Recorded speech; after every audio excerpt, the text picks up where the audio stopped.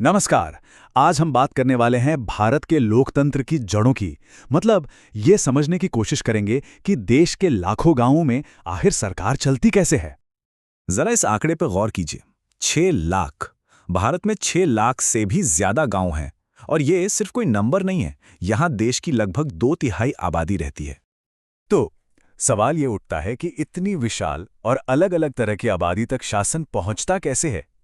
कैसे ये पक्का किया जाए कि हर एक की आवाज सुनी जाए और हर छोटी से छोटी स्थानीय समस्या का हल निकले।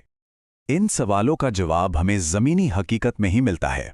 तो चलिए भारत के ऐसे ही एक गांव में चलते हैं और देखते हैं कि ये पूरा सिस्टम असल में काम कैसे करता है। देखिए, भारत में जो स्थानीय शासन का सिस्टम है ना, वो काफी अनोखा है। ये ऊपर से नीचे नहीं आता, बल्कि इसकी शुरुआत होती है सबसे जमीनी स्तर से, यानी सीधे लोगों से। इस पूरी व्यवस्था की नींव है ग्राम सभा। अब ये ग्राम सभा क्या है? इसे ऐसे समझिए कि ये गांव के सभी वयस्क वोटरों की एक बड़ी सी मीटिंग है। यहाँ सब लोग एक साथ बैठते हैं, अपने समुदाय के मुद्दों पर बात करते हैं और मिलकर फैसले लेते हैं। एक तरह से कहें तो ये लोकतंत्र का सबसे खरा, सबसे सीधा रूप है। अब जाहिर है हर रोज के काम के लिए तो सब लोग एक साथ नहीं बैठ सकते। तो इसी ग्राम सभा में से एक छोटी काउंसिल चुनी जाती है, जिसे हम ग्राम पंचायत कहते हैं। और इसी पंचायत का काम होता है ग्राम सभा के फैसलों को लागू करना और गांव का रोजमर्रा का कामकाज देखना। ये जो पूरा सिस्टम है ना, जिसे पंचायती राज कहते हैं, ये एक बहुत ही सरल लेकिन दमदार सोच पर बना है। सोच ये है कि भाई स्थानीय लोग ही अपनी समस्याओं को सबसे बेहतर समझते हैं, है ना? तो फिर अपने मामलों को संभालने का हक और जिम्मेदारी भी उन्हीं की होनी चाहिए। अच्छा, ये तो हुई थ्योरी की बात, पर असल जिंदगी में इसका क्या मतलब है? इसका असर सबसे अच्छा दिखता है उन लीडर्स की कहानियों में जो सच में अपने गांव में बदलाव ला रहे हैं। चलिए, आपको महाराष्ट्र के एक गांव हिवरे बाजार ले चलते हैं।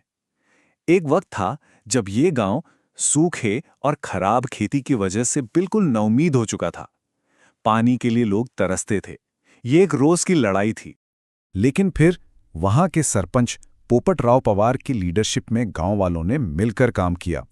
उन्होंने बारिश का पानी बचाने के लिए ढांचे तैयार किए, लाखों पेड़ लगाए और नतीजा ये हुआ कि एक बंजर जमीन एक हरे भरे और खुशहाल गांव में तब्दील हो गई। कमाल है ना? ऐसी ही एक और कमाल की कहानी है वंदना बहादुर मैदा की। वो अपने गांव की पहली महिला सरपंच बनी। सोचिए, उन्होंने सिर्फ पुरानी सोच को ही नहीं तोड़ा, बल्कि गांव की राजनीति में महिलाओं को एक मजबूत आवाज दी। और इसका असर ये हुआ कि शिक्षा और साफ सफाई जैसे जरूरी मुद्दों पर ध्यान जाने लगा, जिन पर पहले कोई बात ही नहीं करता था। तो ये ग्राम पंचायतें बहुत ताकतवर तो हैं, पर ये अकेले काम नहीं करती। ये असल में एक बड़े जुड़े हुए सिस्टम का हिस्सा हैं, वही सिस्टम जिसे हम पंचायती राज कहते हैं। तो जैसा हमने देखा, सब कुछ शुरू होता है गांव के लेवल से। ग्राम पंचायत ही इस पूरे ढांचे की बुनियाद है, जो लोगों से सबसे ज्यादा जुड़ी हुई है। इसके ऊपर आता है ब्लॉक लेवल। यहाँ होती है पंचायत समिति, जो कई सारे गांवों को एक साथ जोड़ती है और उनके बीच विकास के काम जैसे सड़क बनवाना या स्कूल बनवाना, इनमें तालमेल बिठाती है। और फिर इस लोकल सिस्टम में सबसे ऊपर है जिला परिषद, जो पूरे जिले के लेवल पर प्लानिंग और डेवलपमेंट का काम देखती है। तो ये बन गया पूरा 3 स्तरीय सिस्टम। ये एक पिरामिड जैसा है, लेकिन इसकी खास बात यह है कि ये ऊपर से नीचे नहीं, बल्कि नीचे से ऊपर की तरफ बना है। ये पक्का करता है कि असली ताकत लोगों के हाथ में ही रहे। और ये स्ट्रक्चर जरूरी क्यों है? क्योंकि यही डेवलपमेंट प्लान्स में तालमेल बिठाता है, प्रोजेक्ट्स के लिए फंड्स देता है और सबसे जरूरी बात, ये पक्का करता है कि समाज के हर तबके को नुमाइंदगी मिले। इसमें महिलाओं के लिए 1/3 सीटें रिजर्व भी हैं। लेकिन रुकिए, ये सिस्टम सिर्फ आज के बारे में नहीं है, ये आने वाले कल के बारे में भी है।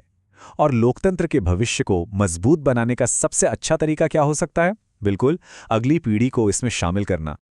और इसी सोच से जन्म हुआ बाल हितैषी पंचायत जैसी पहल का। ये एक ऐसा प्रोग्राम है जो बच्चों को मौका देता है कि वो भी अपने काम की बातों पर अपनी राय रखें और गांव के कामकाज में हिस्सा लें। जरा सोच कर देखिए, बच्चे अपनी खुद की मीटिंग्स कर रहे हैं, जिन्हें बाल सभा कहते हैं। वहां वो अपनी परेशानियां बताते हैं, चाहे वो खेल का एक अच्छा मैदान हो या स्कूल में साफ पानी की बात, और वो सीखते हैं कि अपनी जरूरतों के लिए आवाज कैसे उठानी है। और हाँ, ये सिर्फ नाम के लिए नहीं है, इन नन्हे लीडर्स ने सच में बदलाव लाए हैं। कई जगह तो इन्होंने बाल मजदूरी खत्म करवाने और अपने दोस्तों को वापस स्कूल पहुंचाने में भी मदद की है।